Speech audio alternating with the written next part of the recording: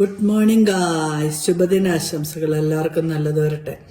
ഇന്നത്തെ വീഡിയോ ആണെങ്കിൽ നമ്മുടെ കാനഡയിൽ നിന്ന് ഡിപ്പോർട്ട് തുടങ്ങി, അതായത് ഒത്തിരി ആൾക്കാരുടെ ജോലി നഷ്ടപ്പെടുമെന്നാണ് പറയുന്നത്. 2026 ഓഗസ്റ്റ് ആകുമ്പോൾ 10 ലക്ഷത്തിലധികം ആൾക്കാർ ജോലി നഷ്ടപ്പെട്ടിരിക്കും.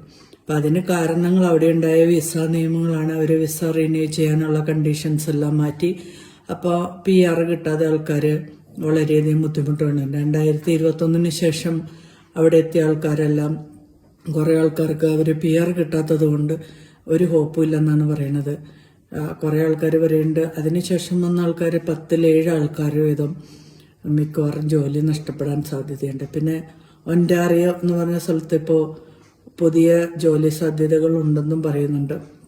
എന്താണെങ്കിലും ഇത് നമ്മുടെ 2026 ഏറ്റവും വലിയ നഷ്ടമായിട്ട് കണക്കാക്കാം. കാരണം ഒത്തിരി പ്രതീക്ഷയോടെ ലോണൊക്കെ എടുത്ത് ജോലിക്ക് പഠിക്കാൻ പോയ വിദ്യാർത്ഥികളാണെങ്കിൽ അവർക്ക് റീസ്റ്റേ ഇല്ലാതിരിക്കുന്നതും അവരുടെ ജീവിതത്തെ ബാധിക്കുന്ന ഒരു കാര്യമാണ്. കാരണം എങ്ങനെ ലോൺ അടച്ചു തീർക്കും എന്നുള്ളത്. 2021 പോയ ആൾക്കാർക്ക് 2 വർഷമൊക്കെ ജോലി ചെയ്ത് അവരുടെ ലോണൊക്കെ റീപേയ്മെന്റ് ഒക്കെ ആയി കാണും. അല്ലാത്തവരൊക്കെ, ലോൺ എടുക്കാതെ പോയവർക്കൊന്നും കുഴപ്പങ്ങളില്ല. ലോൺ എടുത്ത് പോയവരൊക്കെ വളരെയധികം പരിതാപാവസ്ഥയിലാണെന്നാണ് പറഞ്ഞു കേട്ടത്. ഇനി എന്തൊക്കെയാണ് വരാൻ പോകുന്ന ഓരോരോ പുതിയ നടപടികൾ. US-ലും പുതിയ നടപടികൾ, UK-ലും പുതിയ നടപടികൾ, കാനഡയിലും പുതിയ നടപടികൾ ആരംഭിച്ചു.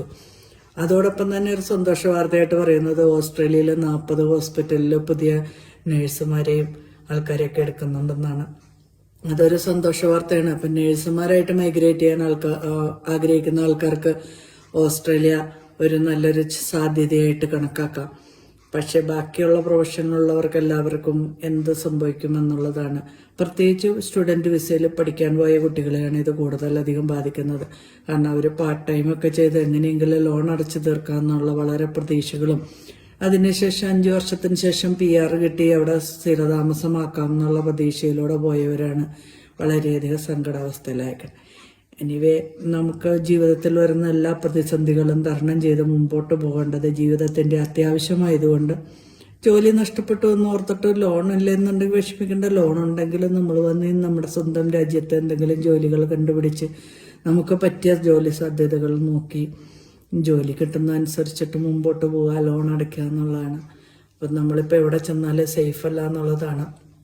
നമ്മുടെ കൺട്രി തന്നെയായിരിക്കും നമുക്കിപ്പോൾ ബെറ്റർ ഓപ്പർച്യൂണിറ്റീസ് വരിക. നഴ്സുമാരുള്ളവർക്ക് കുഴപ്പമില്ല. ബാക്കിയുള്ള ആൾക്കാർക്ക് കെയറർ ജോബിലൊക്കെ പോയവർക്കും UK-ലും ഫേസ് ചെയ്യുന്ന പ്രോബ്ലമാണ്. അപ്പോൾ എൻ്റെ വീഡിയോ ഇഷ്ടപ്പെട്ടെങ്കിൽ thank you for watching my video. Like ചെയ്യുക, ഷെയർ ചെയ്യുക, സബ്സ്ക്രൈബ് ചെയ്യുക, ഫോളോ ചെയ്യാൻ മറക്കുക. Thank you for watching my video.